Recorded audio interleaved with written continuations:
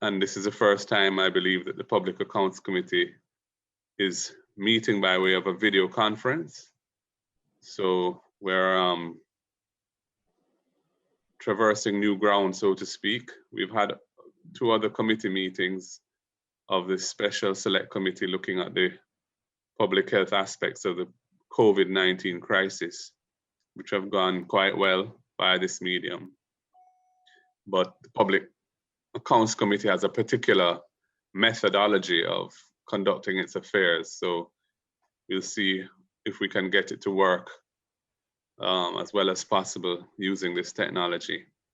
I'm going to call the meeting to order and ask if Dr. Guy would lead us in prayer. Let us pray. Heavenly Father, give us wisdom, knowledge, and understanding this morning as we approach the business of the country. Guide the footsteps of those who are on their way to this virtual meeting, and enable that at the end of the day, that we will do what is best for our country, Jamaica, land we love.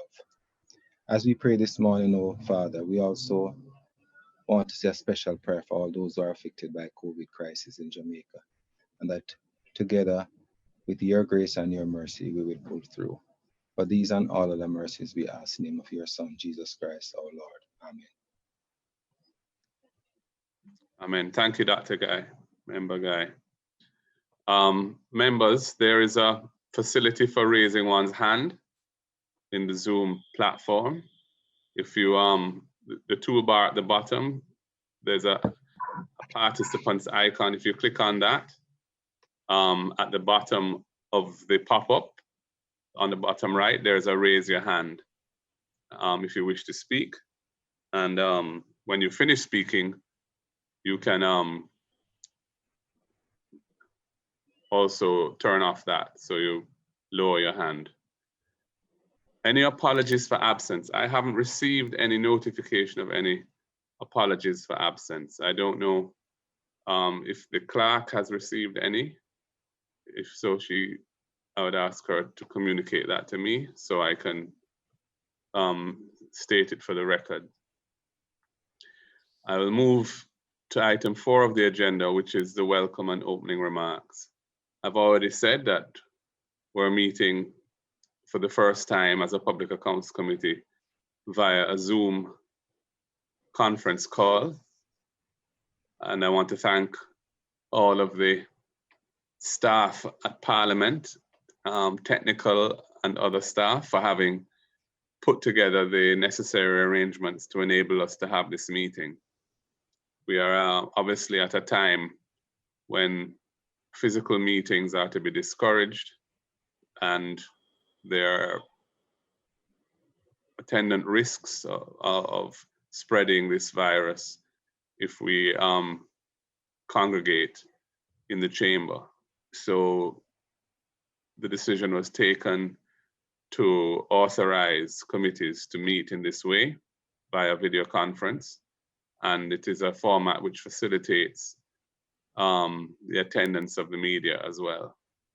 And obviously in our case, a large cadre of technical staff from the Auditor General's Department and Ministry of Finance and the Ministry of Education and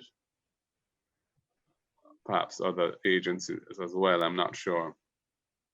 I want to welcome everyone and welcome the Auditor General, Mrs. Monroe Ellis, and her team, Ms. Blake from the Ministry of Finance, and of course, all the members who are in attendance. We will proceed now to the matter of the minutes, which I propose that we take as read, as we customarily do. And I will go through them page by page. Page 1, page 2, page 3. I should have mentioned that these are the minutes of the meeting of the 25th of February, which were circulated by email by the clerk some time ago. Page 3, page 4, page 5,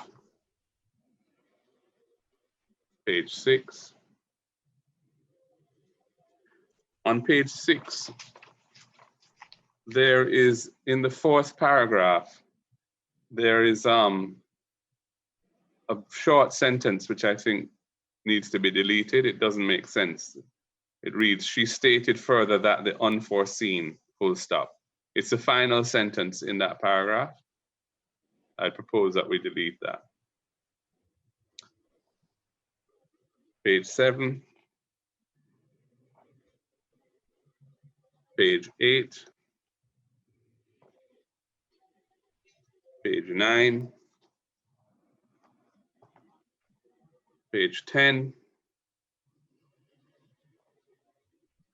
Page 11.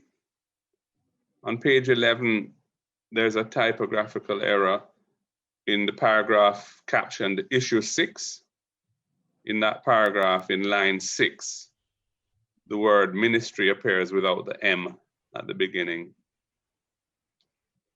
That should be ministry, not inistry. Page 12, page 13,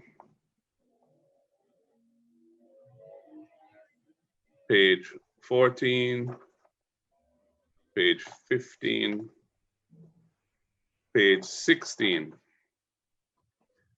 I would ask that somebody move to confirm the minutes subject to those amendments.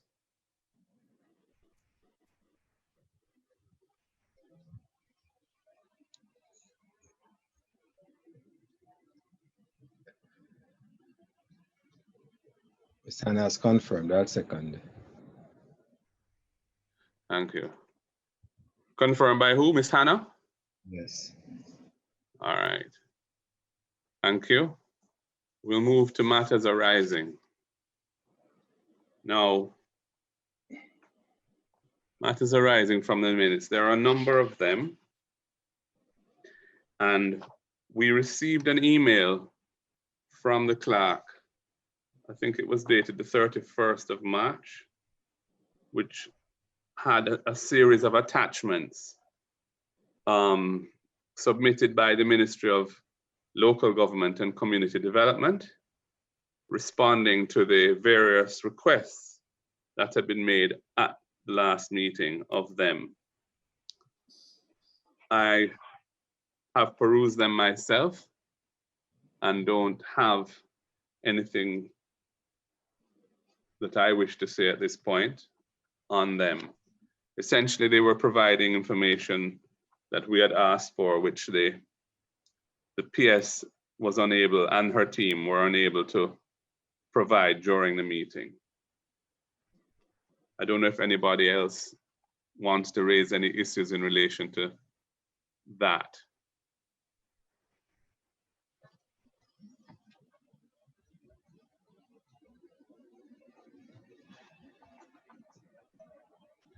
Any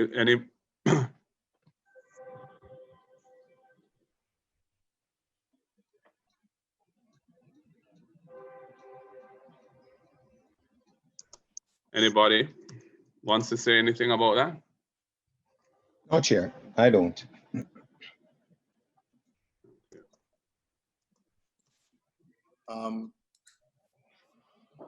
Mr. Chairman, Yes.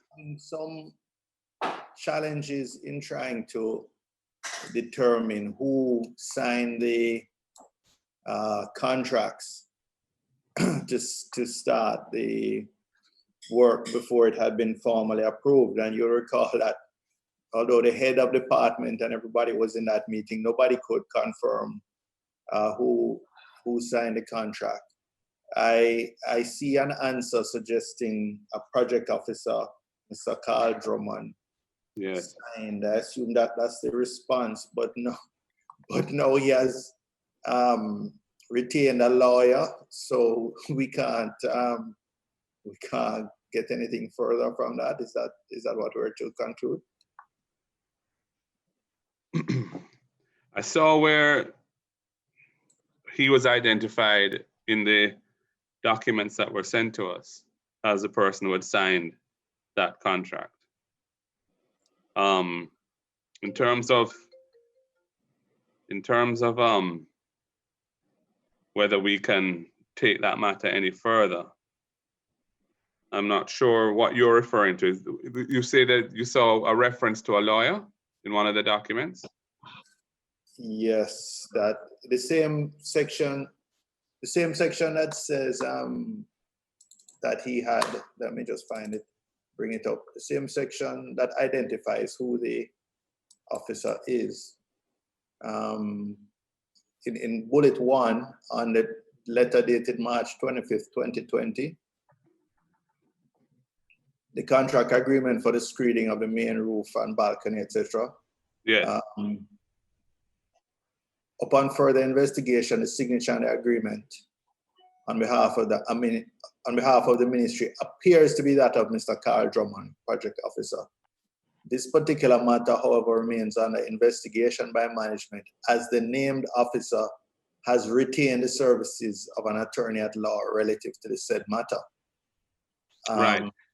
Yeah. So I mean, they had told us in the meeting that there were investigations underway involving various people within the ministry arising out of some of the things that were in the report. So apparently he has retained an attorney in relation to that process, which is his right. I was proposing to allow the ministry to conduct the investigations and follow the procedures that exist for disciplinary type matters within the public service. What do you have in mind? Could we at least put it as a follow-up item, because these investigations tend to often be just a euphemism for, kill it with inattention. So Yeah. could we have put it on our follow-up to cycle back to the ministry after a couple of months and get an update from them? Yes, that's fine. Chairman, So, yes. if I may come in, his retaining a lawyer, how does that prevent him from determining, or the ministry from determining, if he was the person who signed the document, the project document? I mean, why is there a reluctance on his part, if there is actually, or is it just that the ministry is saying that because he has retained a lawyer, he cannot be asked, or the lawyer cannot on his behalf indicate whether he's so or not? I wonder if you recall when we had this particular person from the PCJ who had also retained a lawyer, but he chose to come before the committee, the former officer there. And eventually he agreed, or he said that he was the one who passed on the request for the upgrading of the particular schools in St. Catherine on behalf of the constituency. So the fact that he has retained a lawyer, and the chairman here now being a lawyer can advise me, does that preclude him from them from stating whether he was the actual person who signed or not? Well, what they have said, member Guy, is that the signature on the agreement on behalf of the ministry appears to be that of Mr. Carl Drummond, project officer. So they have already concluded that that appears to be who signed it. And they were saying that this matter is under investigation by management and that he's engaged an attorney. So they are looking into this whole issue. And I think at this point, we should let them do that, but keep it under advisement, keep it under review, and seek follow-up from it intermittently so that the matter just doesn't, as it were, die a natural death from inattention, as Member Bunting has suggested might happen otherwise.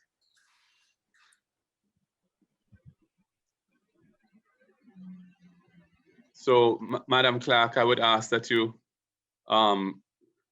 follow up from time to time, maybe monthly, with the permanent secretary about these investigatory proceedings that are underway, to get updates as to where they have reached and what the outcomes of them are, so that the committee can be apprised of the efficacy of the procedures being followed to hold people accountable where there appear to be discrepancies or breaches of procedure or worse. Members, if there are no other issues around the matters arising, I would suggest that we move on to the next item,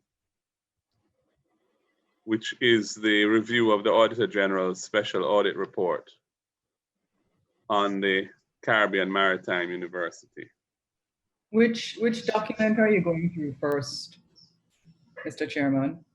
On this, I was proposing to follow the prompt, Okay, all right. the sequence in the prompt. That has been prepared for us by the Auditor General's office. And of course, members should have both the prompt, the PAC briefing report, as it's formally called, and the Auditor General's report, which was tabled in Parliament. So at this point, I would ask that the AG give us an overview of the matters to sort of lead us into the discussion on the matters raised in the prompt, if you would like to do so. Chair. Morning. As is customary, I circulate the prompt, and as you are aware, the prompt is really a summary of the main items in the report as set out in the executive summary. The ministry, however, provided a response, which is a paragraph by paragraph response. I actually provided a response to that response provided by the ministry. But unfortunately, through oversight, I learned this morning that that was not sent to Mrs. Douglas Beckford. I raised that, Chair, to propose to you the option of following the ministry's response on the basis that the ministry has responded to line by line, paragraph by paragraph in the report, which is quite easy to follow. The ministry's response. Yes. So can that just be emailed to us now? It was emailed. We shared it with Mrs. Douglas Beckford. She can check her email for it to be circulated to all the members. I must apologize for that because we prepared this response at the same time as we did the prompt to really to give you the option to review. But as I said, inadvertently, that prompt was not sent. But it has since. Mrs. Douglas Beckford could confirm whether she has received it. I do not have the email addresses for the members, or I would send it directly. We're in a difficult situation because I'm not aware of having received that document up to now. The ministry provided a response, Chair, and that was sent to Mrs. Douglas Beckford, and I was copied on that response. I've not seen that response. Mr. Chairman. I haven't seen it. Yes, Ms. Hannah. I'm seeing an email coming from Member Warmington. Says he's waiting on the meeting. Anything done in this matter will be null and void, and he will deal with it in Parliament today. So I'm not sure if somebody can call him, because it would really be a waste of check your email, Peter, because, or can somebody call him to tell him that we're in the meeting and everybody is here except a government member? Well, it seems that is a decision that he has imposed on their thinking. Yeah. No, I mean, it's peculiar because the question of going this route was canvassed all the members were asked whether or not they agreed to proceed in this way. And my understanding is that the House had agreed that we can proceed this way. The Special Select Committee has been proceeding in this way. So for him to raise this, during our meeting is... It's quite in character. Yeah, quite in character and highly disruptive. Highly disruptive. But the absence of the government members is significant, because they gave no warning prior to this that they weren't planning to attend. And this meeting has been convened for some time now. This is not something that was recently scheduled. We've been trying to schedule it, and we had actually postponed it once because the Special Select Committee on COVID had asked to utilize the Tuesday morning last week. So we scheduled it for this week. Members, the Auditor General has indicated that she thinks it's appropriate that we proceed using the ministry's response. And AG, is that their response to the report or their response to the prompt? Their response to the report. To the report? Yes. Okay.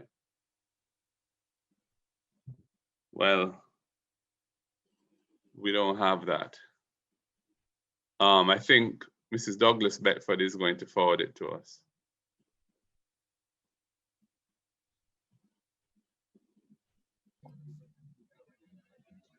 So members, you may wish to check your email.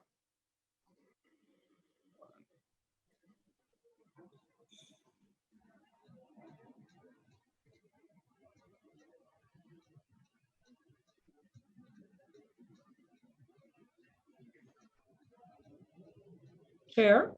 Yes. Yes, I just forwarded the email to you, so you could check your email.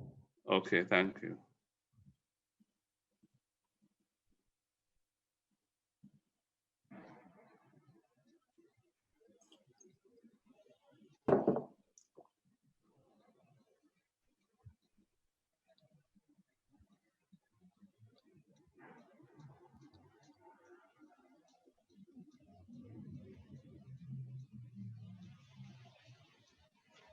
Yes. Thank you. I've received your email, but let me send it to, I'll send it to the other members who are present. I think it has been got. CMU Special Report Audit Verification. Yes. Caption, it's come through. You got it from the clerk? Okay. Yes. Okay, great.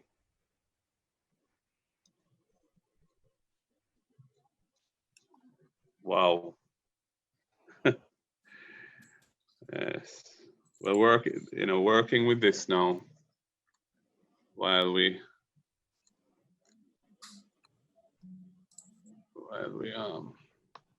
attempt to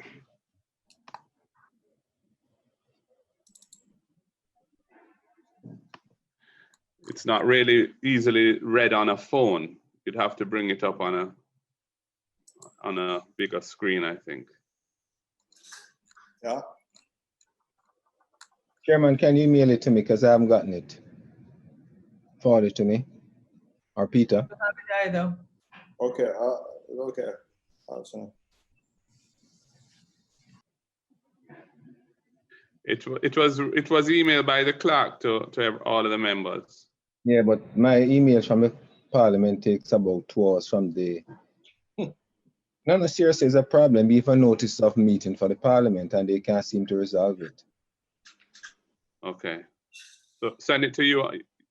I've sent it already. All right, great.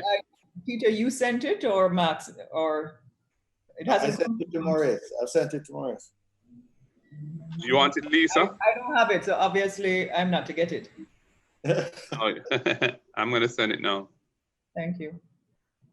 You can just put it in the WhatsApp group as well, if you want. Just forward it in there. It's probably easier that way. Okay.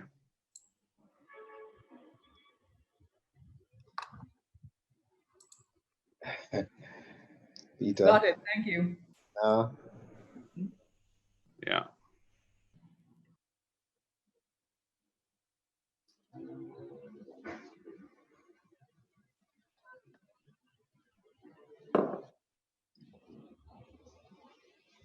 Cannot be read on a phone.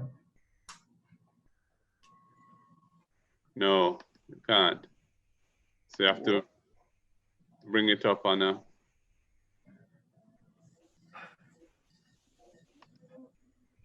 I'm just opening it now on my desktop. Okay.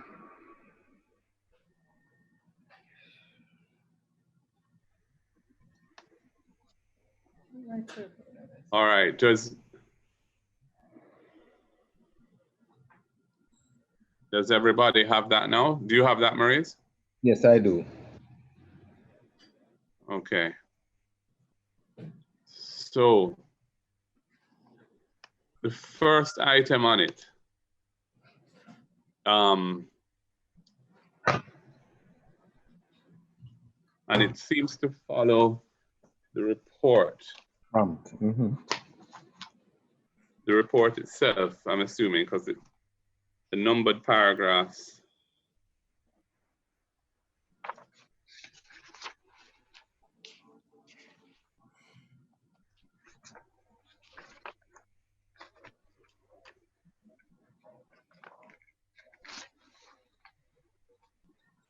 Right.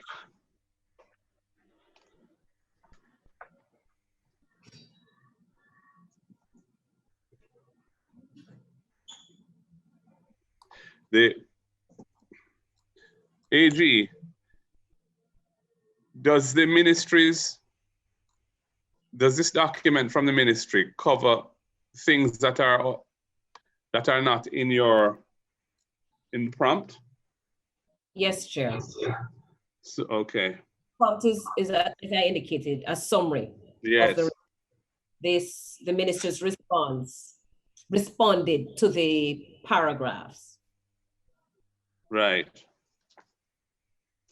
Okay. Well, members, in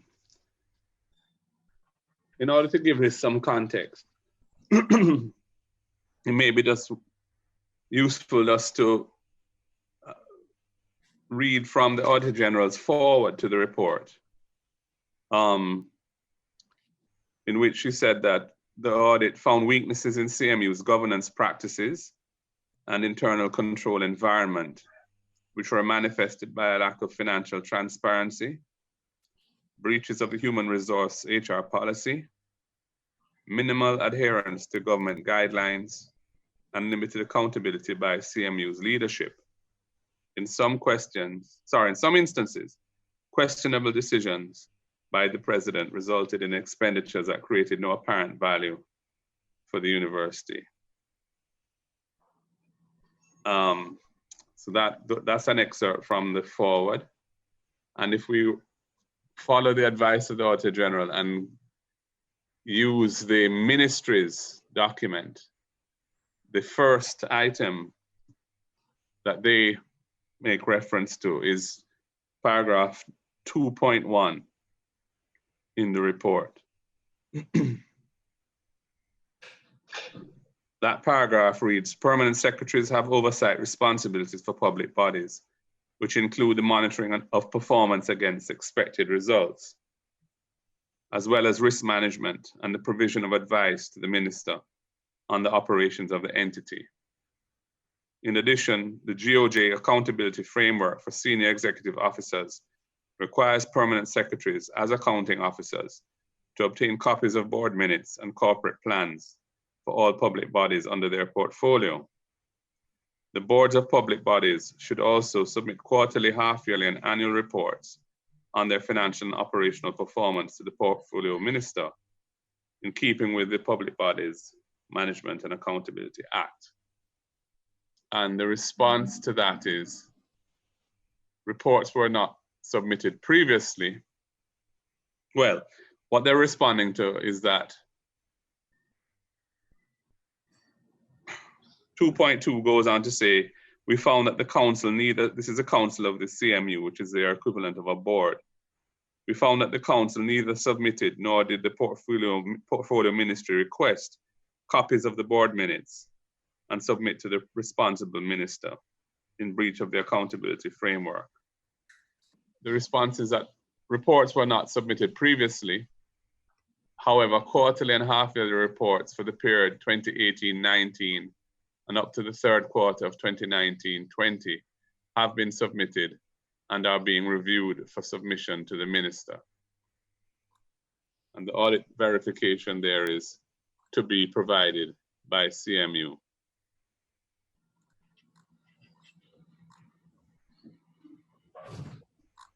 The second item is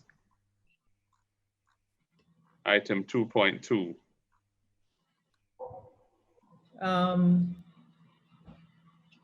Yes, Member Hannah. Is it 2.2 or I'm seeing on the prompt 2, just 2. Am I following correctly or not? I am going from the ministry's document. Oh, okay. That was just emailed to you. All right, I'm in there. Thank you. Yeah. The thing about this though, members, is that this document is 55 pages long. I'm not sure that the PAC is interested in every detail that there's a response to. It will take us a very long time to complete our work if we use the ministry's document as it were, the guiding document for us to proceed from. I don't know if members have a view on that. Chairman, I feel that we should go along with the AG's prompts, and wherever within the issues that have arisen, that explanation needs to be given, then they can refer to this and advise us. I mean, we have only been given this document since morning. It's difficult for us to go through it at the same time to conduct the deliberations and discussions of the meeting. So my suggestion is that, as usually happens, the AG indicates what the issues are, and then the questions are raised to the respective members of the ministry. Yeah. Mr. Chairman, I have scanned down through the document. I was at page 35 or something like that. And I don't think it's going to be very productive for us to follow through. A lot of it is just, not helpful. So I think let's stick with the prompt. It will be much more efficient. Yeah, I mean, I think I agree. Having seen the nature of the ministry's document, how granular it is, and the length of it, I think it's better that we proceed from the prompt in the way we normally do. And then if there are any additional issues that the ministry or the AG or anyone wants to bring to our attention, they may do so. So if we could look at the prompt, we have on the introductory page that says that the audit was undertaken in response to public concerns regarding allegations of malpractices at CMU. It sought to assess whether the CMU's operational activities, governance, and monitoring frameworks were consistent with the principles of good financial management, and whether procurement and contracts management practices were in keeping with the GOJ guidelines and best practices to obtain value for money. What we found: poor governance and accounts management, more specifically, infrequent council meetings, inadequate oversight by the portfolio ministry, transactions not related to CMU's core business. In relation to procurement breaches and contracts management, direct contracting utilized instead of competitive bidding, full value not received for contracts, onerous costs related to contracts. In relation to unsatisfactory HR practices, there was failure to adhere to HR policy, inconsistent HR practices, and unapproved emoluments. There's a diagram on page 4 of the prompt illustrating a number of things in the form of what looks somewhat like a target with various rings from the outer to the inner core of the target. In the middle, there's limited oversight by council and portfolio ministries, enabled weak reporting systems. Then it says unsupported payments from 332.9 million Jamaican dollars and US $293,445. Then there were procurement breaches totaling 217.7 million Jamaican dollars and US $989,485. And then weak internal controls enabled improper transfers from CMU account to, not sure what that is, JM. Is that the Jamaica Maritime Trust fund, Mr. Trust Chairman. fund? Okay, trust fund of $145 million. And then breaches of HR policy where staff were engaged without advertising or interview. So we move to issue 1. And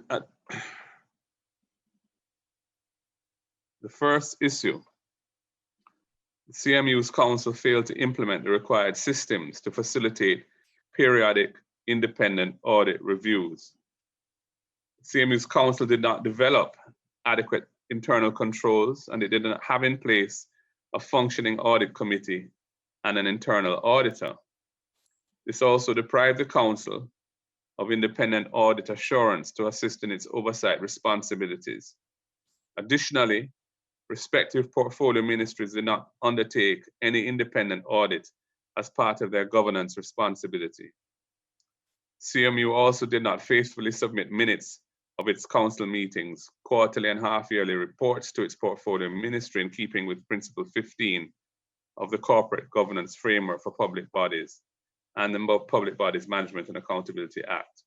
We also saw no evidence that the portfolio ministry demanded these reports from council.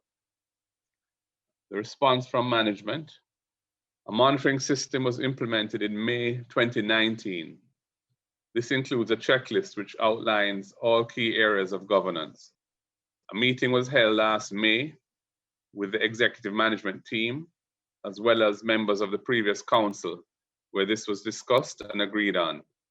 Since then, a compliance audit was done to determine levels of compliance, and corrective actions were suggested. Monitoring will continue on an ongoing basis. The ministry has commenced the collection of board minutes and supporting documentation. To date, minutes for the financial year 2019-20 have been collected, and a summary has been prepared and submitted to the minister and new chairman of council for further discussion. Quarterly reports for the 2018 first 3 quarters of the 2019-2020 financial year have also been submitted and are being reviewed. Annual reports for 2015-16 to 2018-19 will be submitted by the end of May 2020. The external auditors requested the completion of the Auditor General's report before the annual reports and the audit financial statements could have been completed. CMU is to send the external auditors the annual reports. The Director of Marketing and Communication has responsibility for the completion and submission of the reports. Draft annual reports were presented on January 31st, 2020 to the Acting Permanent Secretary for review.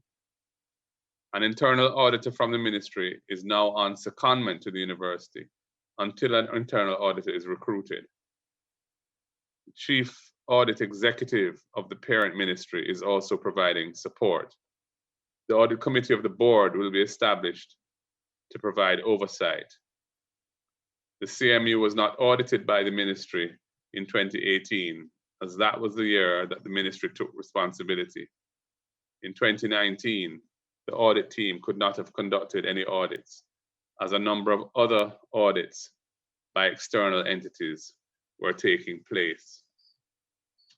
So that is a summary of the management's response, and it is to be kept in view. That is the Auditor General's status of verification comment.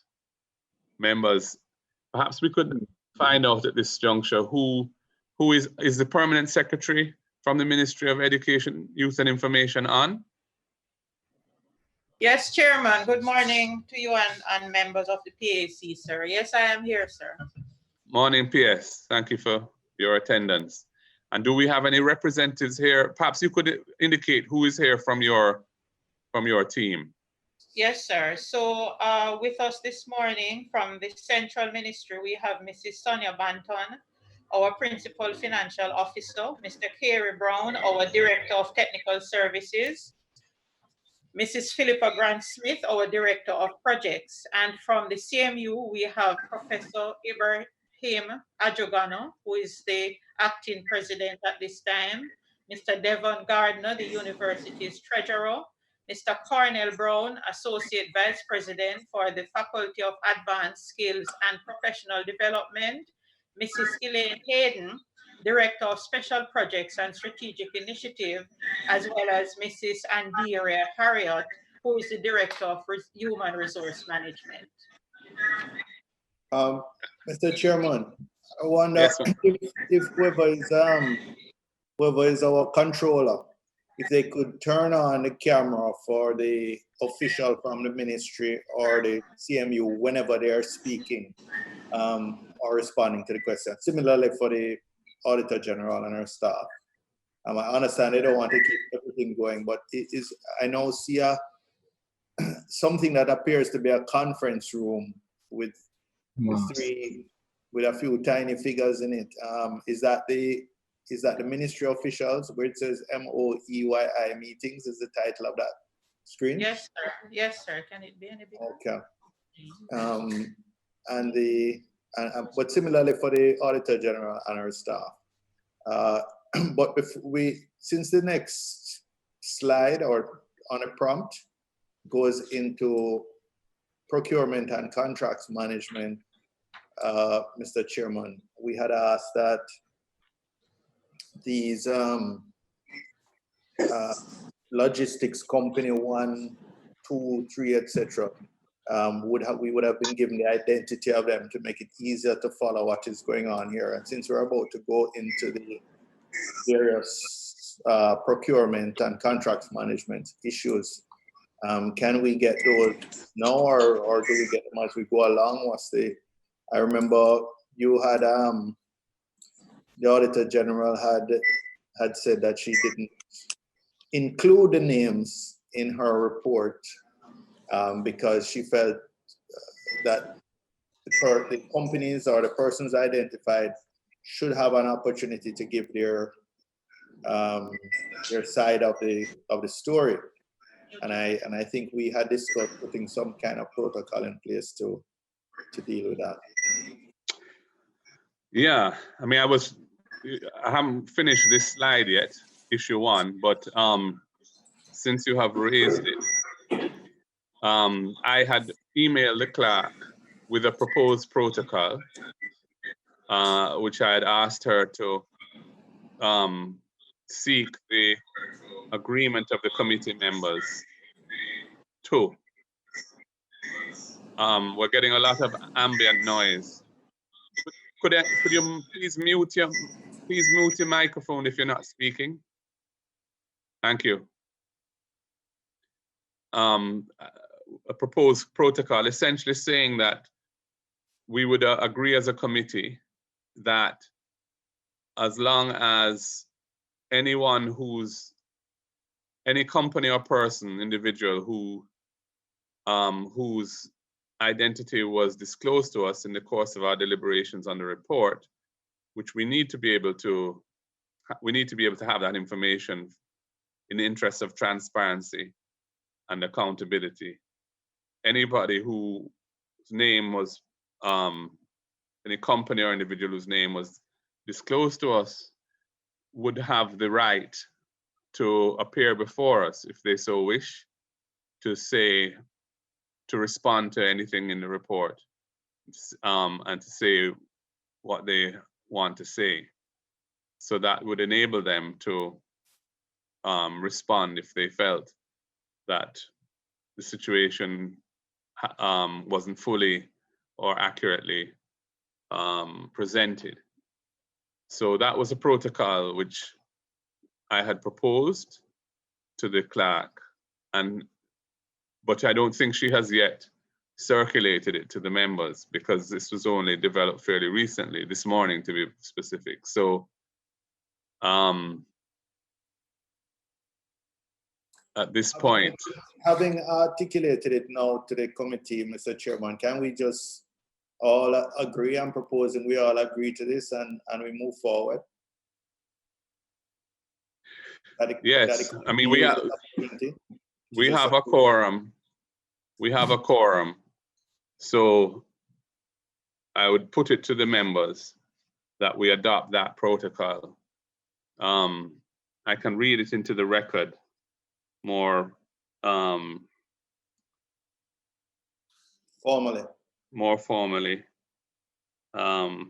It would read as follows: that any company or individual whose identity is disclosed during the deliberations of the PAC on the Auditor General's report should be afforded the opportunity to come before the PAC to make representations on the matters which concern them in the report, should they wish to do so.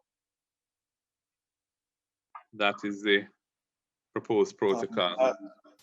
I'm in favor of that. So Mike.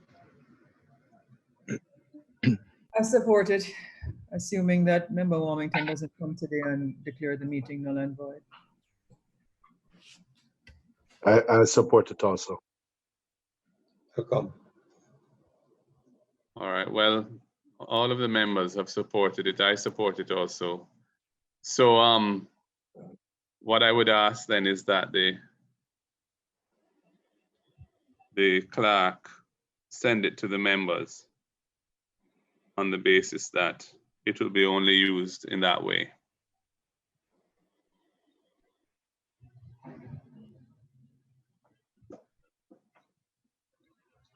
So while that is being done,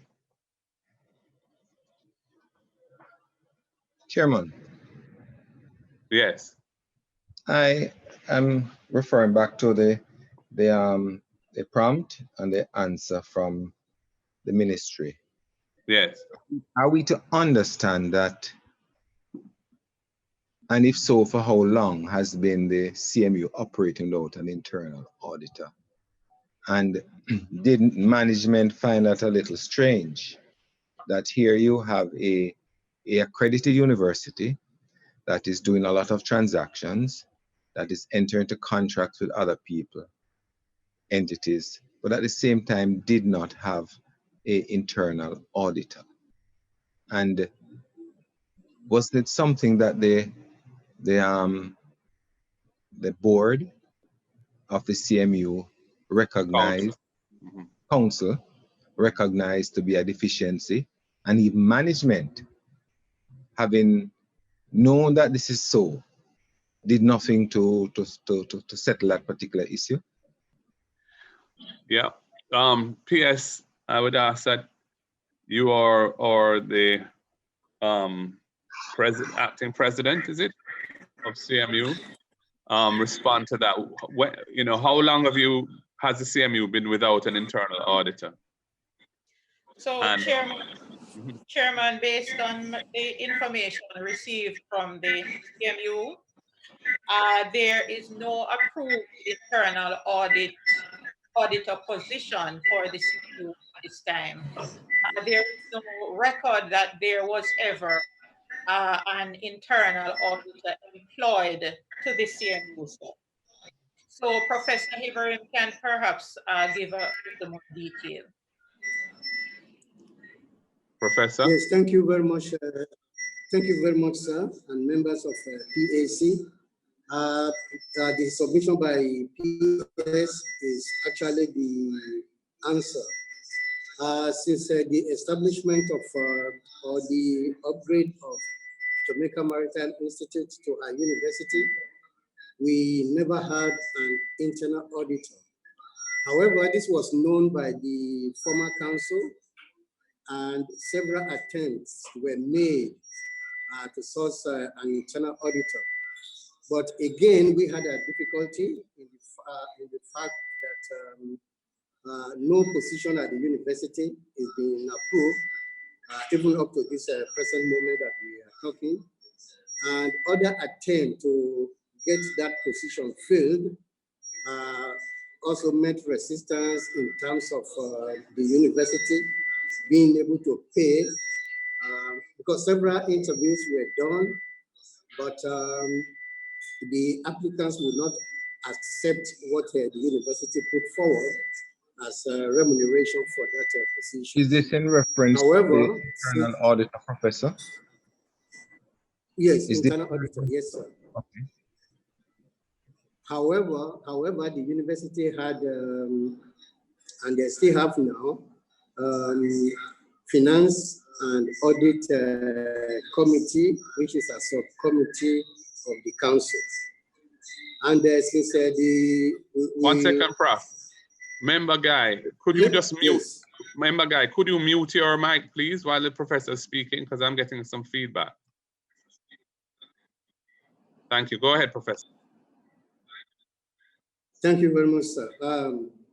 Up to late last year, the Ministry of Education, Youth and Information attempted to assist the university with the internal auditor. An individual was proposed to join the university late last year, but that didn't work out. However, we now have somebody that is been seconded to the university now as an internal auditor. This individual was interviewed by the present council, the finance committee, as well as the HR, and the individual has started operation with the university now.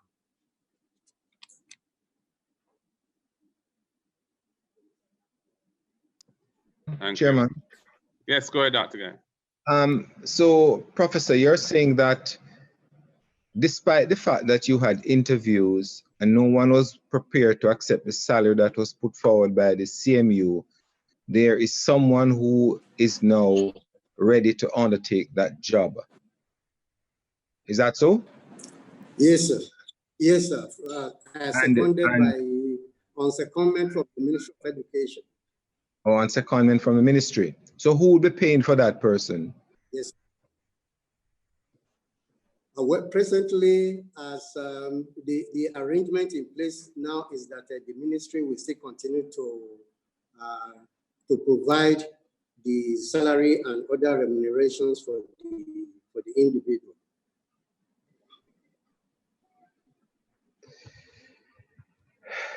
Unmute. If I could just to Go provide ahead, a little more clarity, Chairman. Yes, go ahead. When this report was prepared, we had explored the possibility of secondment. Following our discussion with the Ministry of Finance, we had to take the position of reassigning an auditor from the ministry, as there is no approved position that the auditor from the ministry could have been seconded to. And so what we have done is to reassign one of the auditors to provide direct services at this time to the ministry, in addition to some additional duties that she would also undertake for the ministry until we have received approval from the ministry for the position to be a part of the CMU structure.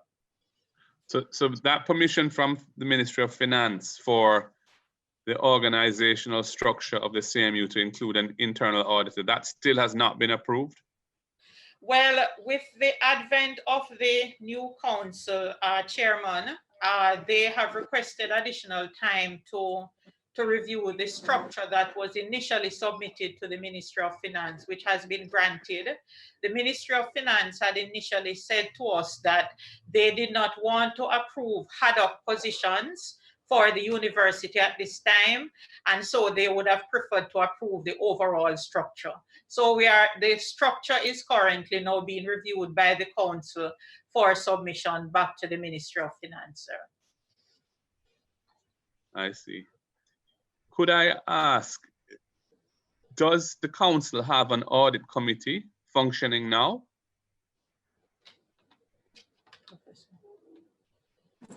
Yes, sir.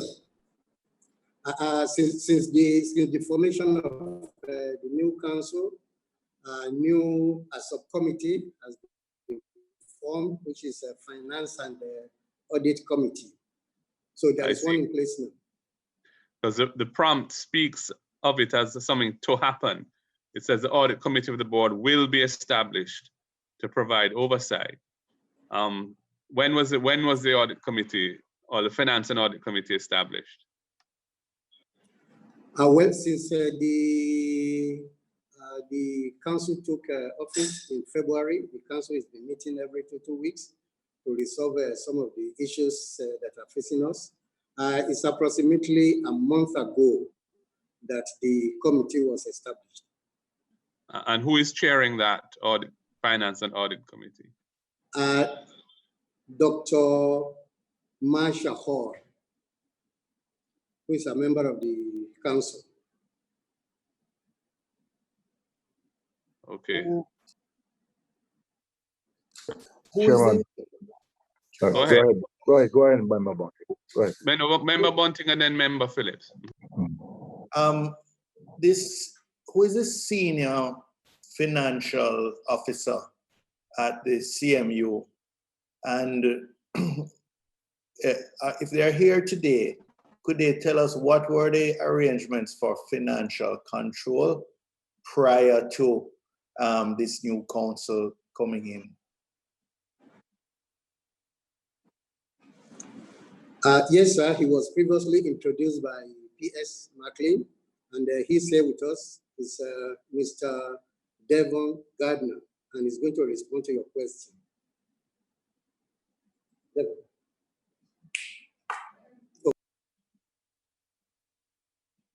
Good morning. Similar to what Professor had just explained, under the previous council, there was an audit and finance committee, and my role as a treasurer was to report to the audit and finance committee, and they would meet periodically. They provide, as the name suggests, financial and audit oversight of the university. And it was myself and a few other members from CMU who were required to participate and attend these meetings. And we were required to produce periodic reports, standard reports, and any other requests that we got from the committee. In addition, when we met with the council also had a responsibility and the right as well to direct any question or any investigative request to myself or the university. Are you a chartered accountant or a certified professional accountant? I'm a chartered accountant, sir. And you would have had a number of other qualified accountants on your staff? No, so there are no other qualified accountants on my staff. I'm the only qualified accountant on my staff. Okay, so you did not see the need for an internal audit function prior to this new arrangement coming into being. Could you not have contracted it from an external accounting firm if the salaries that were contemplated or would be approved by the ministry were unattractive? Sir, I was not part of that discussion. I know in previous meetings, the whole matter of an internal auditor was raised, and I did not provide any comment or unless I was specifically asked. I know in under the previous council, they had raised a question about looking at the possibility of procuring the services of an accounting firm, and I was in support of that. I was also initially given the task to draft a term of reference, so to speak, sir. So I was always in support of an internal audit. When was that? When would you have been asked to draft the terms of reference? This was recently under this new council, sir. At a meeting, yes. So under the prior council, there was no initiative taken to implement such a suggestion. There were discussions, so I've been party to some of those discussions, asking or pertaining to the internal auditor. But again, that decision rests with the previous Audit and Finance Committee, sir. How long have you been at CMU, sir? 3 years. So as a qualified professional, you were satisfied with the arrangement that continued prior to the new council in terms of not having an internal audit function? When I started, sir, back in 2017, possibly 2018, we had when we were under the Ministry of Transport and Mining, they had started to do some internal audits, sir. So while the university did not have an internal auditor per se, we were being audited, if you will, by the Ministry of Transport and Mining, sir. But they never completed such an audit. That was no, sir. That was my understanding. They did not complete it. And when you shifted over, sorry, just to continue that point, when you shifted over to the Ministry of Education, no further internal audit work was or service was provided by the Ministry of Education after the change? We've had internal audit, various aspects of our operations being audited / reviewed by the Ministry of Education, sir. And who chaired the audit committee prior to the new board, the new council? It was Mr. David Powell.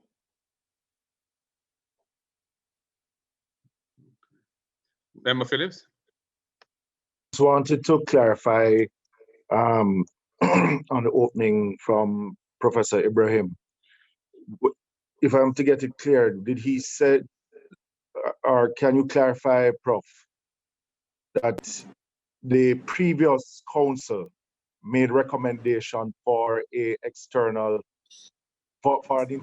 audit team, and it was rejected by the management? Is that what you are saying? Or was not accepted by management?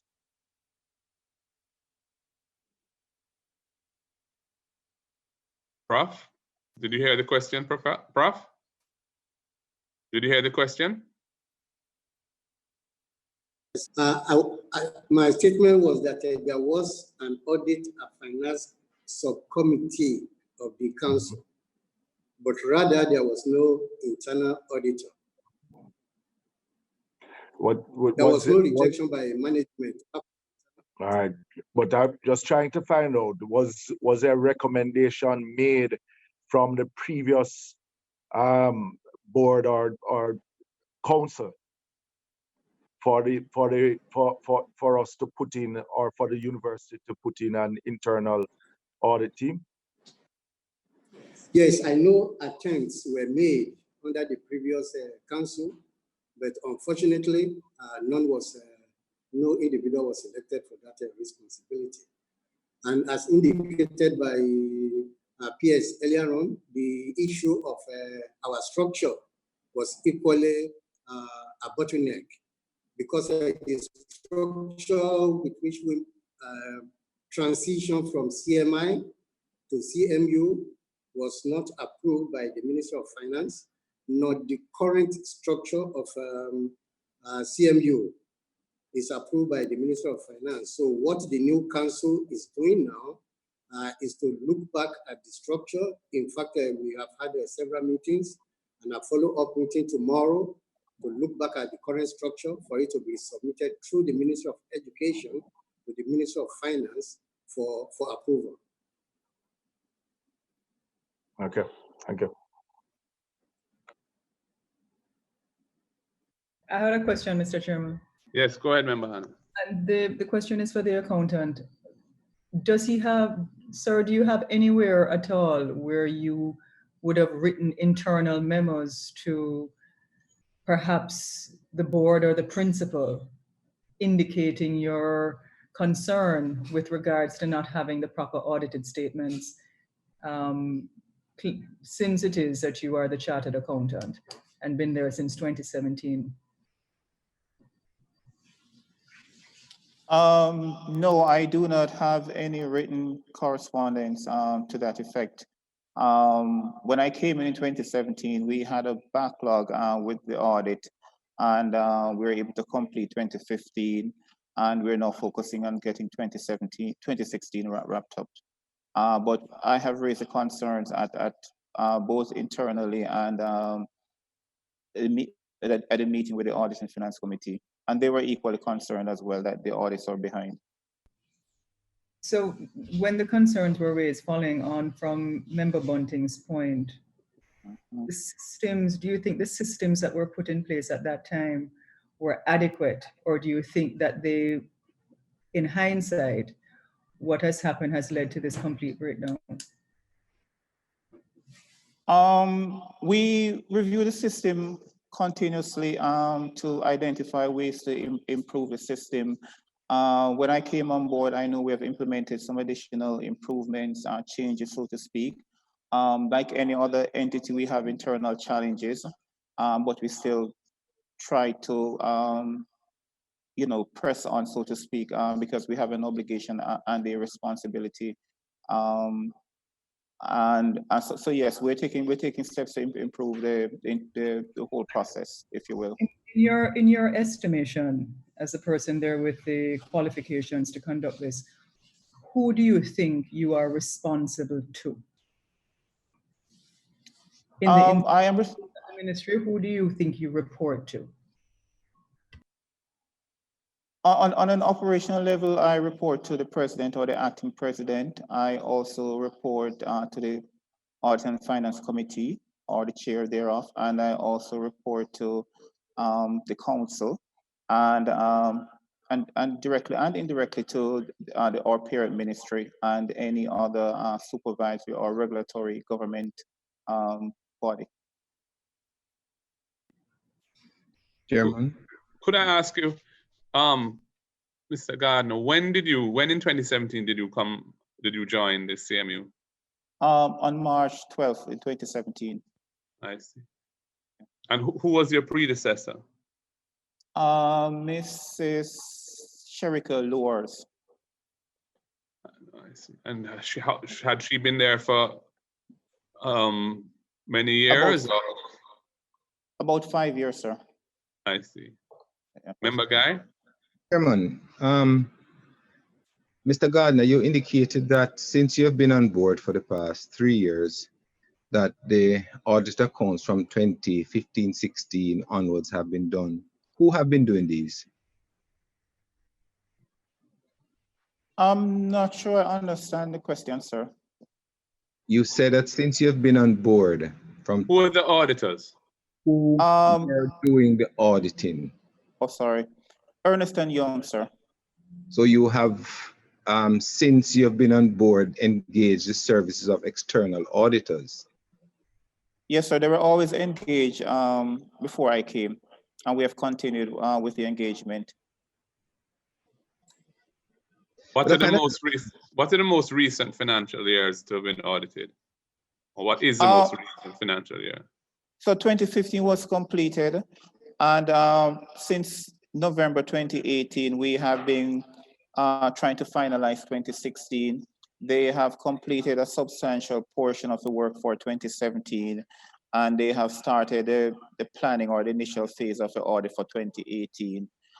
We've also met with them, and we have outlined, if you will, a roadmap or plan of action to get the audit up to date.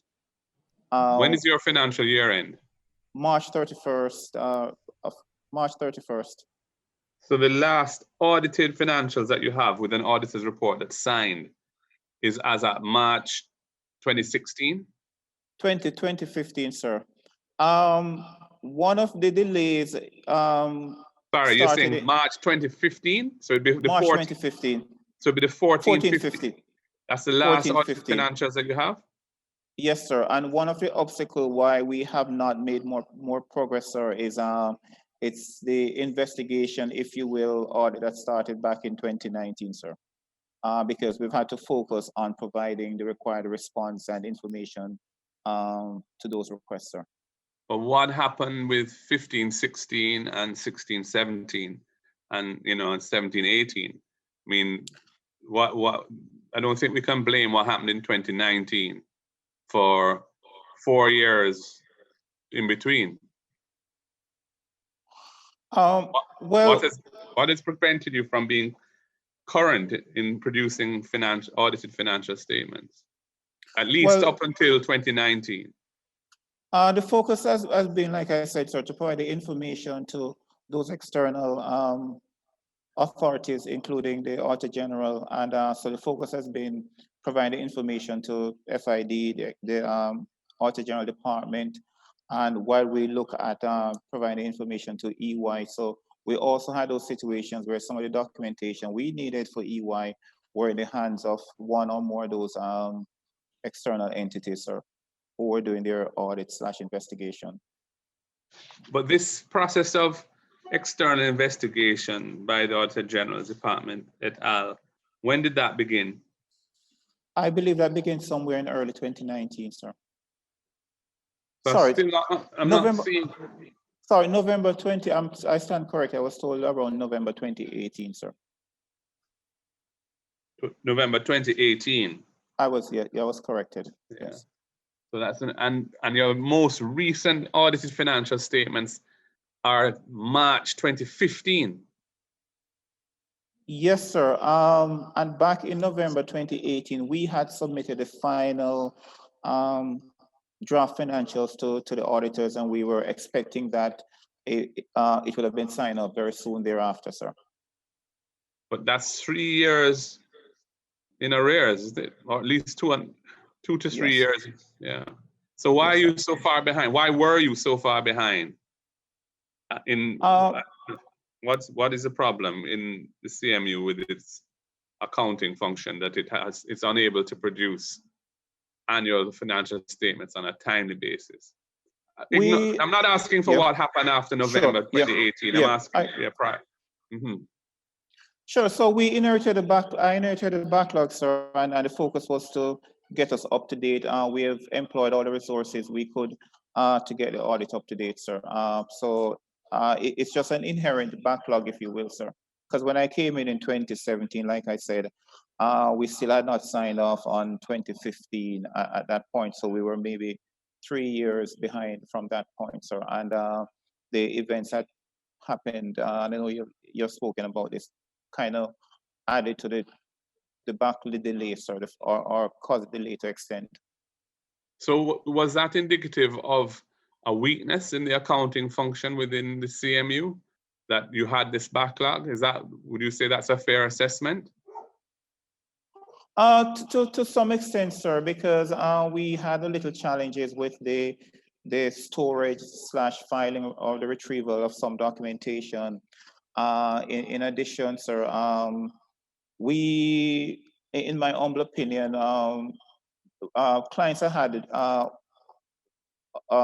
regulatory reporting, like on the Jamaica Stock Exchange, for example, were, if you will, given priority when audit is concerned, compared to an educational institution. And that's just my opinion. But since I've been on board, we have worked with EY to make some progress where that is concerned, sir. And yeah.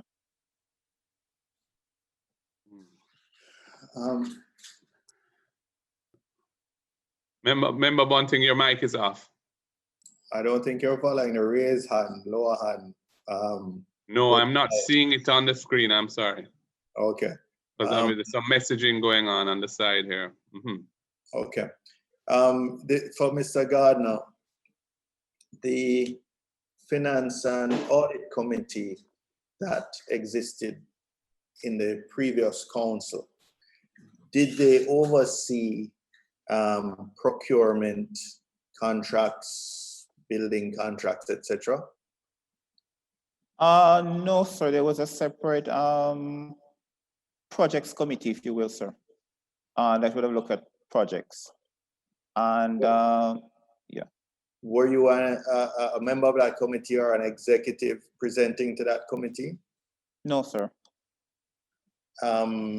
Is that not unusual for the person in charge of the financial function not to have any oversight or participation in procurement? In hindsight, maybe, sir. Yes, I take the point.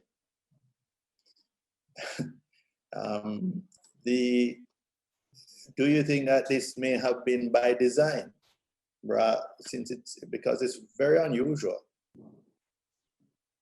So as a university, we were a new university, we were transitioning and we were implementing as we go along changes, improvements, so to speak, sir.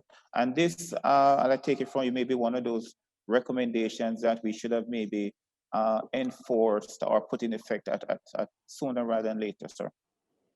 Okay, you're leaving aside the procurement, but in terms of the procurement procedures, but in terms of when decisions were made, checks were being drawn for payment, would you have had oversight of that process where vouchers supporting documentation, etc., would have been necessary? Yes, sir. The documentation would be submitted to the Treasury Department, and they would be prepared by an individual in the Treasury Department. It will be checked by a manager in the Treasury Department. It would come to my desk to check, and then we would submit the payment for authorization, or the checks to be signed, if you will, by two senior persons. So in all these cases then, and I'm looking back at the slides, where hundreds of millions were breached, were spent in breach of procurement guidelines, and 145 million improper transfers were made, 333 million Jamaican and 293,000 US unsupported payments were made. What responsibility do you take for that breakdown in the systems and controls, the financial systems and controls? Okay. During the time when the Auditor General was conducting their audit, we had earlier and almost simultaneously the audit was being done, or investigation was being done by the FID. We would have submitted documentations to the FID, and based on their request, on some instances, we were required to produce the documents right away. And in limited situations, we were able to make copies of those documentations, sir. All payments that we have made are fully supported by supporting documentation and appropriately signed off, sir. And I believe we had indicated to the Auditor General team that some of those documents were with the FID, and we have, for example, a correspondence from the FID where they had asked us for all the supporting documentation pertaining to a particular bank account, sir. And back in, I think in August of last year, sir, when we had reached out to the Auditor General, the FID, sir, they had sent us back copies of some of those documentation that they had taken from us. Unfortunately, this was after the Auditor General team had done their field work, if you will, sir. So they were not privy to some of those documentations, sir. And I believe in one of our responses, we would have indicated to, or we did indicate to the Auditor General that these documentations were with the FID or other regulatory bodies. So yes, sir. So all the payments were supported and they were appropriately signed off, sir. So in other words, you are taking responsibility for it. I was in the university. No, but just let me get this clear. You're saying the 300 and you have supporting documentation for this 332.9 million Jamaican dollars and the 293,445 US dollars highlighted as a failure in governance practices in the Auditor General's report, as well as this similarly hundreds of millions for procurement breaches. You have now that the documents have been returned by the FID, you have all those. So it really, makes what the Auditor General had, the conclusions she had drawn, inaccurate. No, sir, I am not speaking to the breaches of the procurement breaches. So I'm not speaking to that. I am speaking to the 332 million and the 293,000 US that you had mentioned, sir. Some of those documentations were submitted to FID. We have a detailed listing of what was submitted to FID, because each time they took the documentation, they would have made a notation and they have returned or scanned, returned scanned version of those documentation, sir. So that is all available for the Auditor General now? Yes. Since whenever you got that? We have the, yes, we have the email with some, yes, sir, with most of those, yes, sir. There may be one or two documentation that we're trying to find, because we were providing information to not just the FID and the Auditor General at the same time, sir, but EY was also on the ground, if you will, auditing, and we also had requests from some sponsors who may have made a donation to CMU and needed to see an original documentation. So we were dealing with at least 3 or 4 different audits at the same time, sir. Chairman, I had. But I don't know if it's on the same point, but I just wanted to ask the Auditor General if she is now satisfied with the documentation for the payments.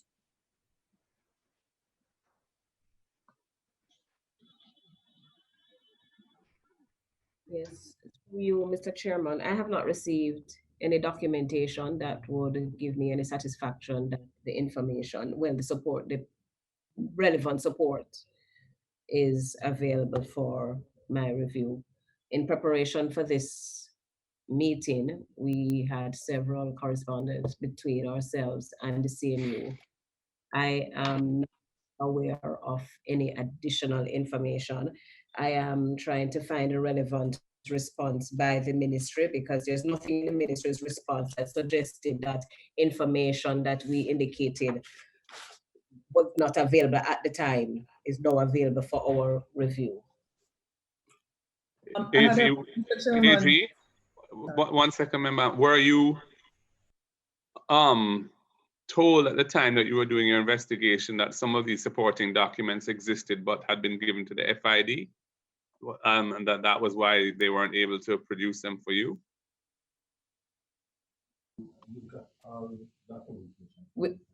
Okay, so I'm told that whatever information that we needed at the time and would have been in the possession of the FID, that we had access to that documentation.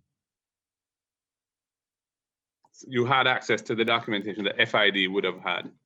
Yes. So the comments in your report in relation to unsupported payments will take into account the documents that FID had and which you had access to. That is correct.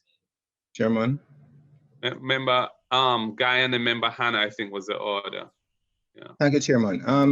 Mr. Gardner. Yes, sir.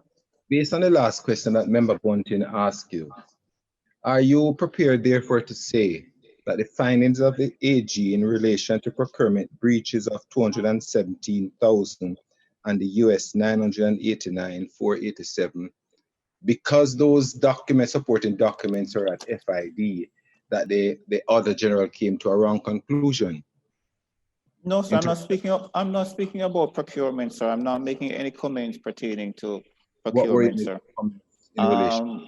Unsupported payments. I'm talking about supporting payments. Yes, supporting payments. So then you're therefore saying that she came to the AGD came to the wrong conclusion then? For example, where they talk about the 293,000 US, I had gone back and I looked at our documentation, and I have evidence to show that what portion of this was given to the FID. They had signed off on those documentations, evidencing that they had those documents were provided to them. And some of those documents were also provided to the Auditor General. I've done a detailed analysis of it, sir.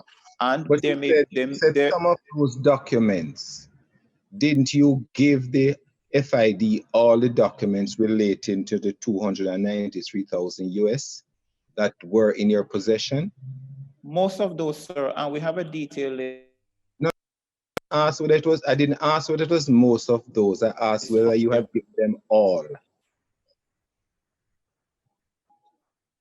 I don't think we had gotten all of it 293, but we had communicated this on more than one occasion with the Auditor General, what documentation we had given to FID, and we had also shown them evidence of the evidence that these were handed over to FID, sir. And those that were not handed over to FID, did you give those to the Auditor General? Yes, sir. The ones that we were able to find, them, like I said before, there may be one or two we were not able to find, but we were able to locate most of those, sir, and those were handed over. And those that you are not able to find, to what extent do they reflect the greater or lesser of the 293,000?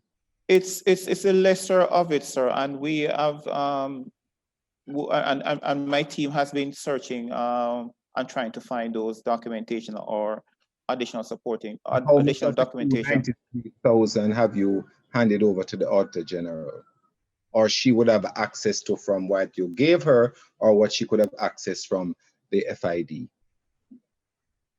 I did a computation, sir, and of the 293, I saw where we had 225,000, which were handed over to FID, including a 5,000 and a 9,000 payment, which we had given to the Auditor General Department. And we had a list of what was given to the Auditor General Department in relation to the US. There was also a reimbursement for about 32,000, which we had, I think we had identified that, or we had agreed that we were not able to find it. And there's about another 35,000, which I would say there's a question sign beside it where we still need to determine, did we hand this over or were we not able to find it, sir? So I did a detailed reconciliation, if you will, sir. And those are US dollar amounts. Those are US dollar amounts, sir. And those have been passed on to the Auditor General subsequently? No, sir. Mr. Gardner.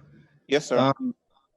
The ministry and or the agency on an ongoing basis, especially in light of the fact that you are going to be coming before the Public Accounts Committee or institution, and a particular statement was made by the Auditor General Department, I would have thought it prudent on your part to advise the Auditor General so that she could inform the committee that I'm satisfied now that 70,000 or whatever of this 293 was not a unsupported payment, and that you would have come here today looking a little better in terms of your stewardship, in that this document should have gone to the AG department so that she could report that, Chairman of the committee, I have now been in possession of certain documents which has caused me to reduce the amount of unsupported documents that have come through based on my last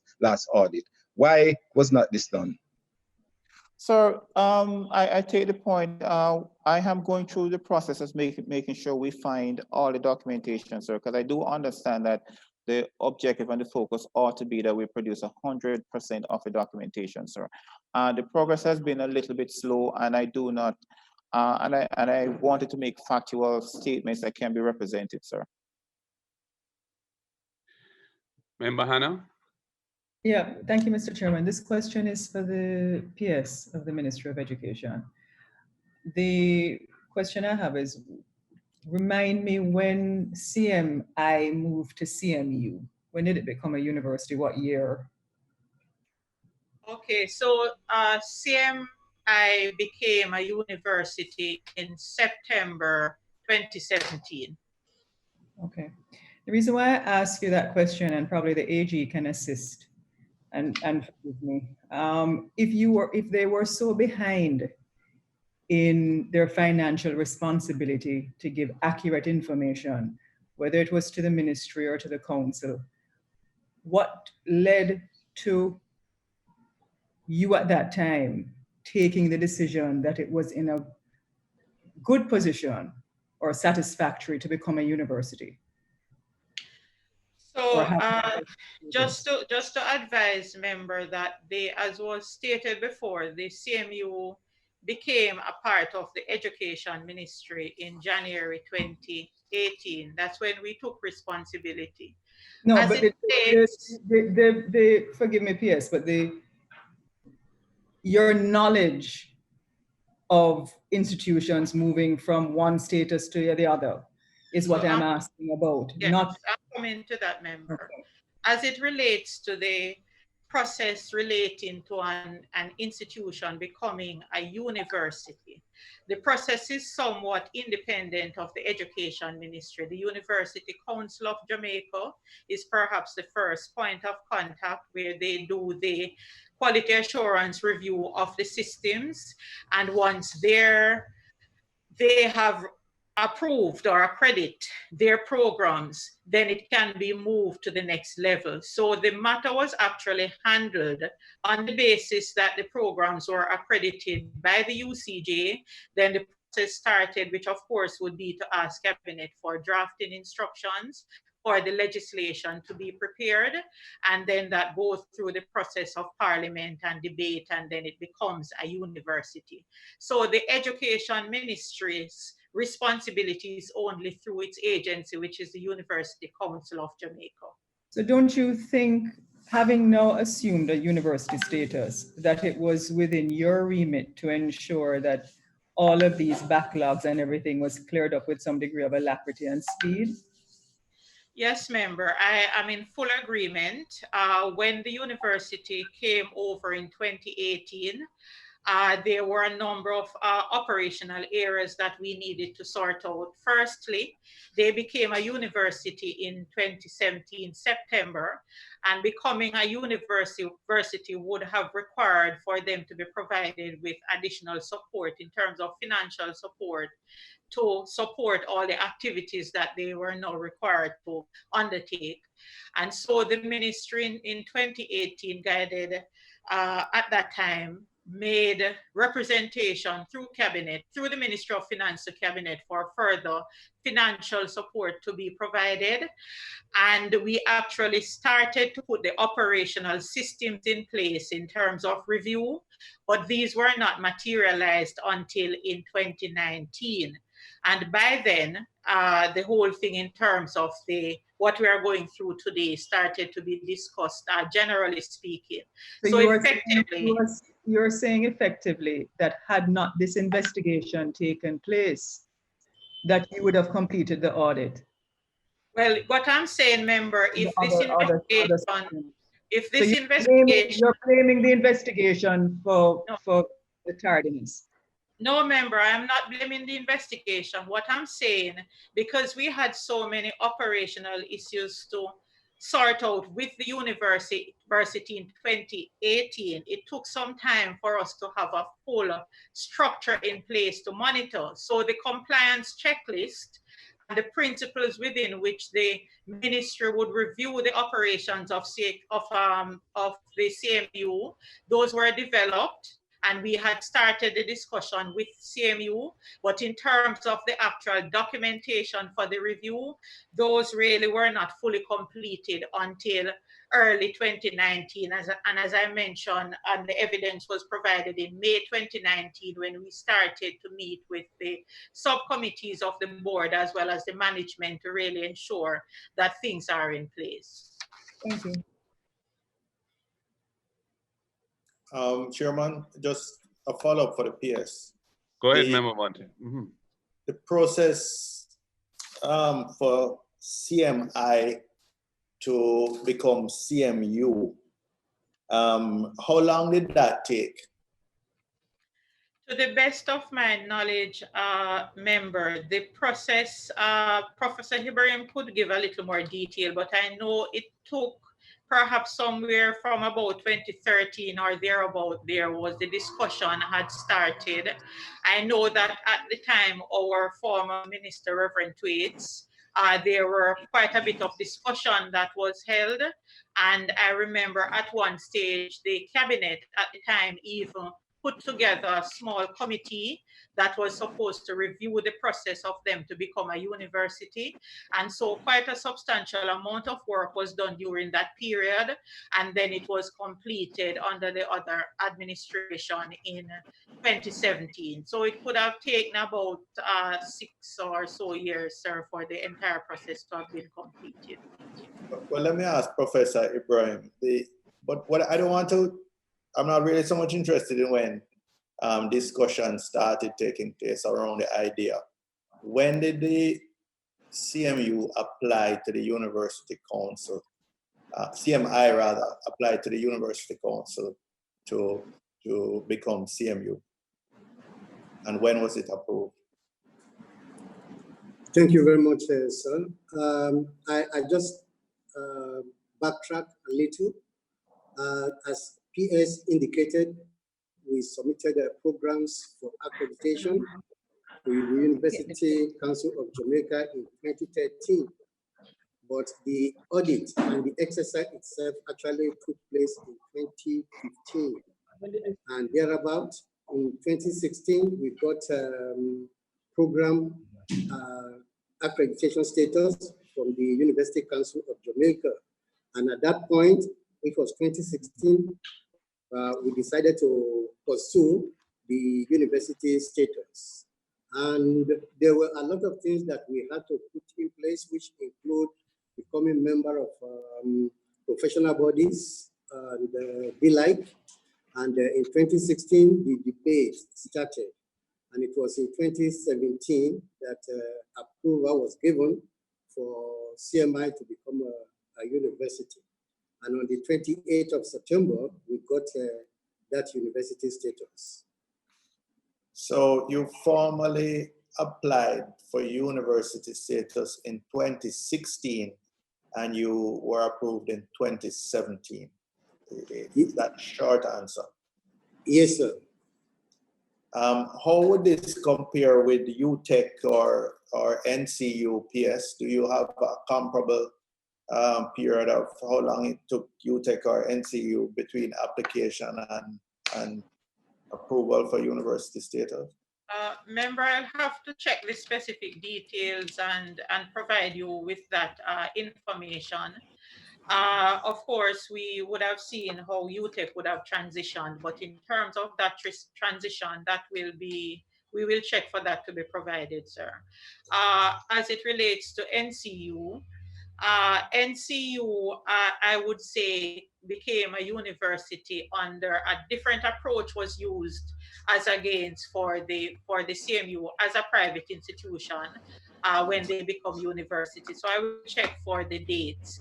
I believe, sir, that based on what was happening as it relates to education in the country and the growth of the maritime sector, what we saw is that there was a lot of interest and a coordination of effort for the CMU to become a university to serve the Caribbean and parts of Latin America as well.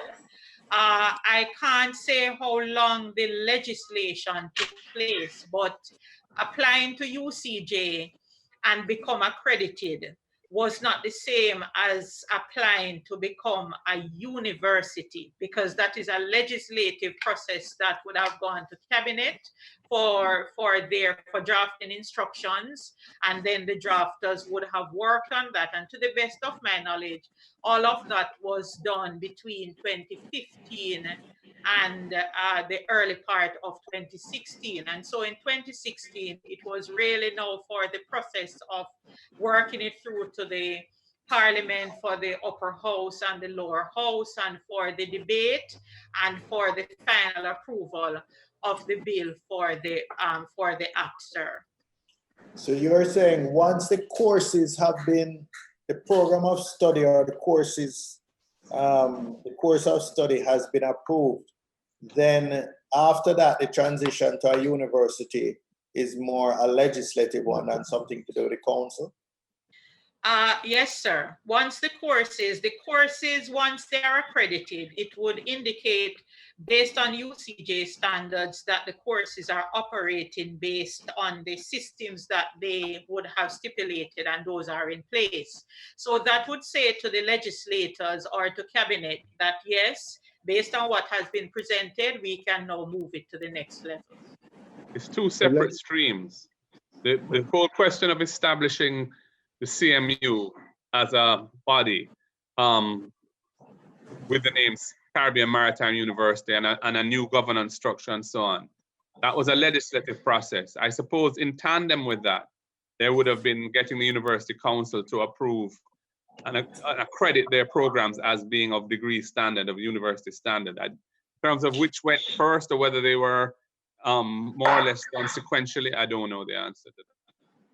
But can I ask Professor you, Ibrahim? Yes, Professor Ibrahim, could you just answer that? The accreditation side of it, did that precede the enactment of the Caribbean Maritime University Act, or did it come after? I proceed, sir. It was long before we become a university. Okay, thank you. Who wanted to speak? No, I just want to ask a question, Chairman. Yes, Member Phillips. Just want to ask a question because I heard earlier that even the Ministry of Finance have not yet approved some of the structures of the university itself. And at what point, when applying for university status, and which agency basically looks at the structures of the university, which is a public university owned by the government of Jamaica, to approve, do we have an internal audit department? Is one necessary, one not necessary? Do we go for the approval from the Ministry of Finance first before going for the legislation? Because if after so many years, you still not yet have the approval from the Ministry of Finance, at what point does the Ministry of Education then steps in to get these things fast track than just allowing for the council to determine what is good for it or not? So if I may respond before Professor Ibrahim comes in, Member Phillips, the structure of the university, to the best of my knowledge, was submitted to the ministry in early 2019 for submission to the Ministry of Finance and the Public Service. It was apparently submitted previously to the Ministry of Finance, and the Ministry of Finance redirected CMU that it has to come through the parent ministry. My team at the ministry reviewed the structure thoroughly. We had several meetings with the president and his team. We felt that there needed to be some significant changes, so those were recommended. And we also asked for an audit of the staff members that they had at the time to be done as well to support what we were submitting to the Ministry of Finance. We completed that process of the review somewhere between mid-2019, and we made a preliminary submission to the Ministry of Finance. We had to do some further changes, and then we made another submission to the Ministry of Finance. After that final submission, we were advised, well, of course, a new council was selected. And of course, naturally, the council would want to look at what was actually submitted and to determine if this is what they would like for the university, sir. Yeah, but I find it's like putting the cart before the horse, because I would imagine that before even giving the university status and moving from one entity and institute to the university, that these things would have at least be done prior to the going to the university status and having more responsibility, now more accountable to the Ministry of Finance, even though to the Ministry of Education, even though it was accountable to the Ministry of Transport. But after 2 years, it's like a messy affair, really. Yeah, so that's a point to be made. Chairman. Mr. Chairman? Yes, Member. Oh, AG and then Member Guy. Yes, I've been trying to come in for some time now, but unfortunately, I'm not seeing the option to raise my hand. I was trying to do so, Yes, but you were not seeing me. I just I'm want not seeing you. Mhm. yes, I just want to step back to the discussion that you were having earlier with Mr. Gardner and the supporting information, and I want to direct you to the ministry's response. That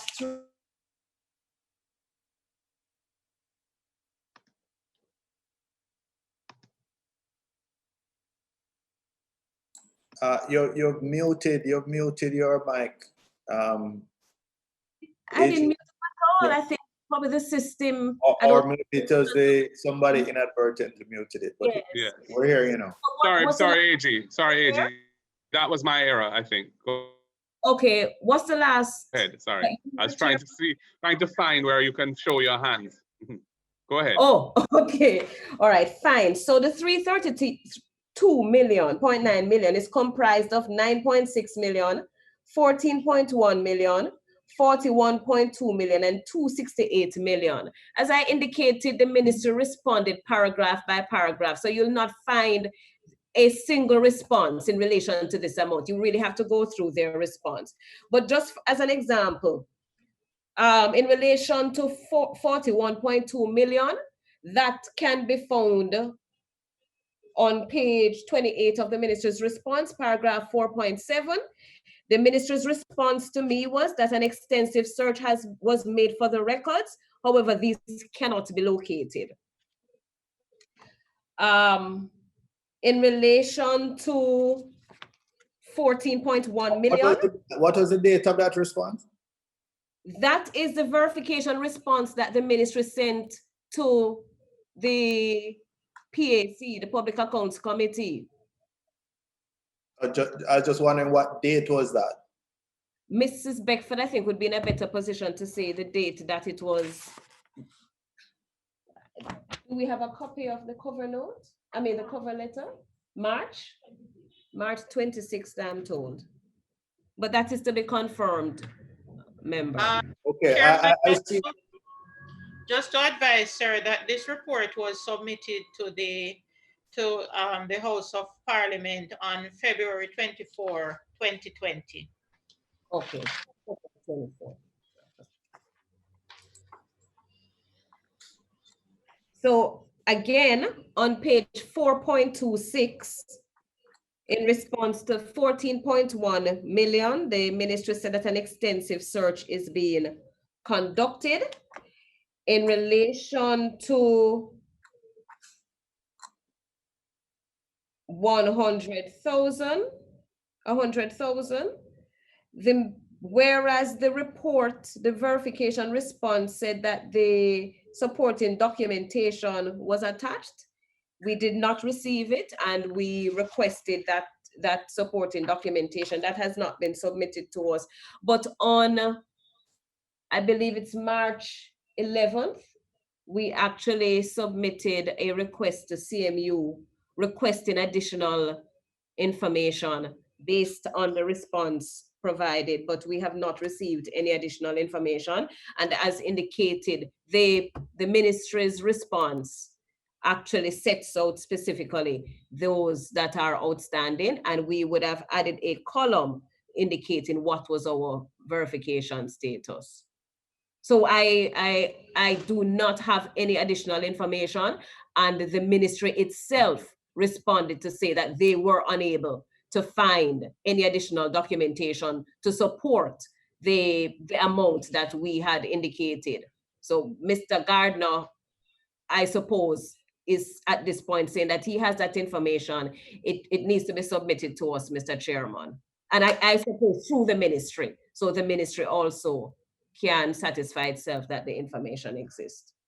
Well, Mr. Gardner, you've heard what the Auditor General has said and what the ministry has said in relation to some of these payments, which the report says were unsupported. If you are still of the view that they are supported by appropriate documentation, can you please submit them to the Auditor General via the ministry? Will do, sir. Will do. I will speak with, yes, sir, will do. And you got back those documents after the February 24th response that was sent from the CMU to the Parliament. The FID documents that you said were not in your possession. We got scanned copies of most of the documents, sir.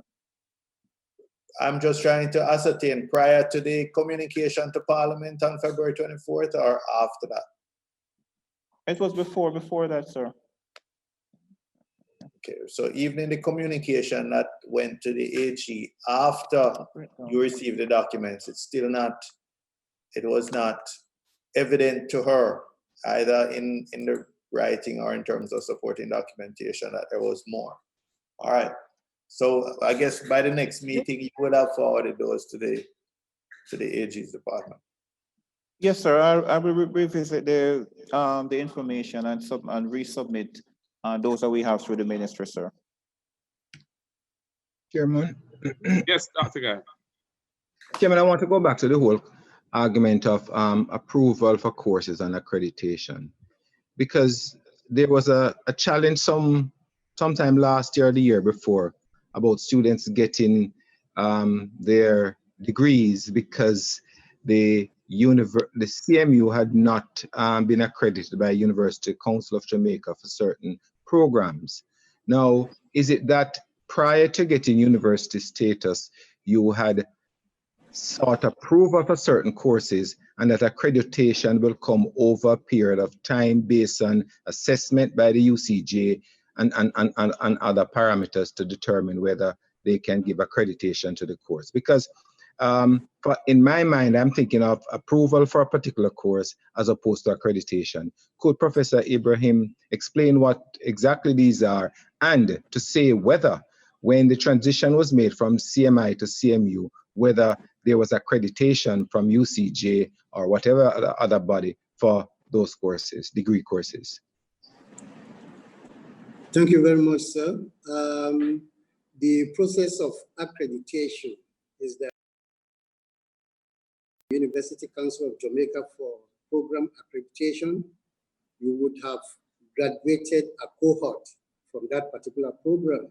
And the reason being that based on your needs analysis when you started that program, the UCJ will want to know if the program is actually meeting its requirement, so that during the audit process, UCJ will be able to interview graduates from the program, employers of labor, lecturers, council members, and all that.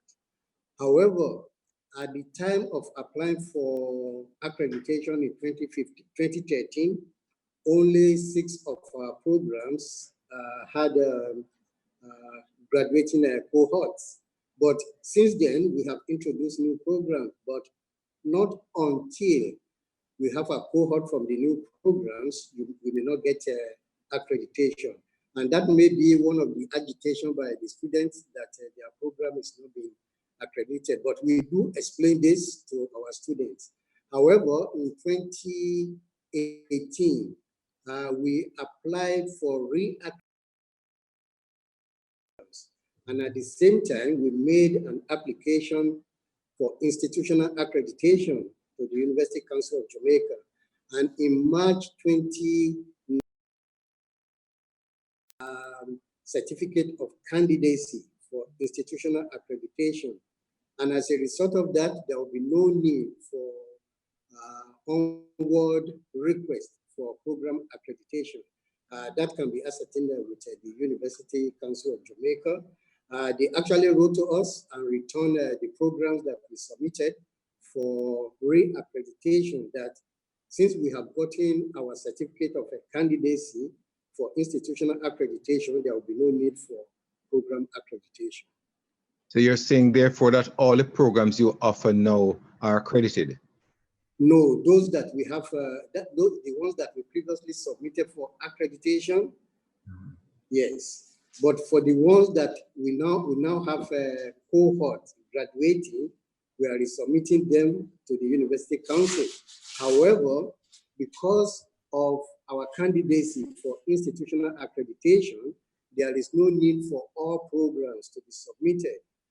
During the audit process, what the university would like to see is just one single program that they will examine to see if it meets the quality requirement for the council.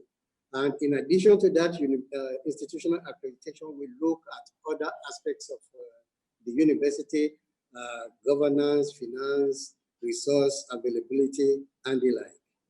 So my understanding that prior to your certificate of candidacy, Professor, and correct me if I'm wrong, the only other institution in Jamaica that had that was the University of the West Indies. Yes, sir. So you are saying that you and the University of the West Indies are the only two institutions now which have that certificate of candidacy for internal accreditation or self-accreditation? No, sir. The University of West Indies do have institutional accreditation. And recently, last year, the University of Technology got its institutional accreditation status. So also is Northern Caribbean University. So Does yes, CMU have it? Does CMU No, have institution? No, you don't have it yet. Okay. we are still in the process, sir. So what we are doing presently is completing our institutional self-study, which will be submitted along with other documents like our strategic plan to the council for that process to begin. Just out of curiosity, of how many programs you have and how many are accredited? We presently have about 21 programs, both at the undergrad and graduate level. And of that total, seven have received the accreditation.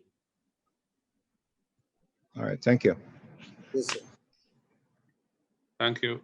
Members, it's 12:30, and I know that there's a 1 o'clock meeting, which I understand some of our members are supposed to attend to deal with the process of authorizing the House to sit remotely and so on.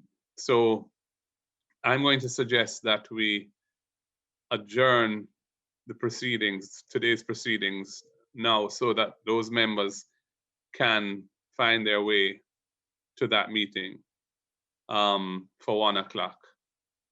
And I would propose that the date of our next meeting be a fortnight from now, which is the 5th of May. At that time, hopefully, we would have resolved any issues around how we proceed from here, given that the government members have not attended. And obviously, we don't want the committee to proceed in that type of way. It's most unfortunate that no objections to the video conferencing approach have been raised prior to the start of this meeting, and we have been exchanging emails and so on about it, setting the date, sending out the Zoom link, and agreeing to proceed in this manner over the last few weeks. It's quite extraordinary that it's after the meeting has commenced that Member Warmington has raised an issue saying that the procedure is not right.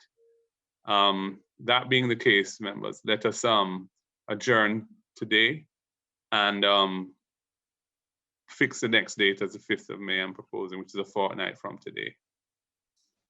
Is that a day that the CDF committee meets as well? I have no idea. They met today, didn't they? I don't know if they're, but the clerk has already told me that the date is okay for us. Okay, because they do generally seem to run beyond 10 o'clock. So it would be good if they could start their meeting earlier. Yeah, I don't know. There was some rush for today's meeting of the CDF committee, I'm told. I don't know if they'll be having another meeting in 2 weeks' time. Mr. Chairman, can I just point out a procedural issue? Yes, sir. I know the committee and the administrators of the committee are it's difficult to work under the current circumstances, but I keep getting emails, and I'm wondering if there could be a more systematic approach to send a bundle of the documentation, or if in the same way, and we're trying to move away from paper, but if in the same way that they used to give us the bundles, that they perhaps identify or let us know when the bundles are ready and we could send to Parliament to pick them up or something. Because today was a case in point. Yeah, I don't know. All of the paperwork had been sent to us in advance, except for that lengthy document comprising the response of the Ministry of Education to the audit report. I've made those points. Yeah. What I'm saying is, when the things are sent, they're sent back to back to back on different days. So Right. you have to go through and scroll through your emails and create separate files, etc. And I'm just saying procedurally, it might just be better when everything is ready to just send it at one time, so that if our assistants, or if we can print it, or if they physically can have it ready, we can send to Parliament to pick it up. Yeah, well, I think if they can do that, so we get a single bundle with all the documents at one time, that would certainly make life easier for us. Thank you, Member Hannah. I'm sure the clerk has heard that, so she will let us know if there are any reasons why it can't work that way. Otherwise, we'll assume that that will be attempted. Thank you. Members, would anyone move for the adjournment? So move. Seconded by Member Bunting, moved by Dr. Guy.